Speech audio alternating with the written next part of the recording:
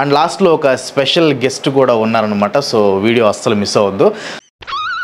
నేను దీనికోసం వెయిట్ చేస్తున్నాను. దీప్తి సునైనా విషయంలో నీకు తప్పు అనిపించింది, మీ చిట్టి చెల్లి విషయంలో ఎందుకు తప్పు అనిపించట్లేదు?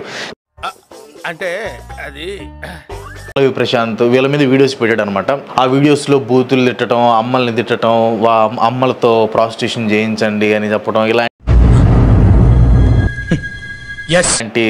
పదజాలం వాడాడు అనమాట. సో నాకు భయం వేసింది, మా ఇంట్లో వాళ్ళని కూడా అలా అంటాడేమో అనే భయంతో ఆడియో క్లిప్ పెట్టాను అనమాట.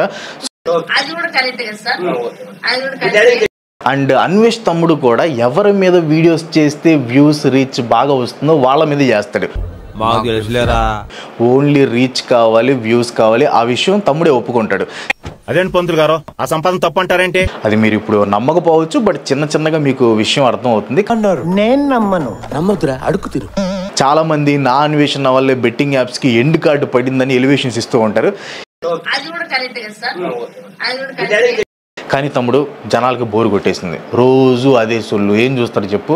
వన్స్ అగైన్ చెప్తున్నా, నువ్వు నా మీద వీడియో చేసావని నాకు ఏ మాత్రం కోపం లేదు. నేను ముందు నీతో ఎలా ఉన్నానో ఇప్పుడు కూడా అంతే ఉంటా. No hard feelings.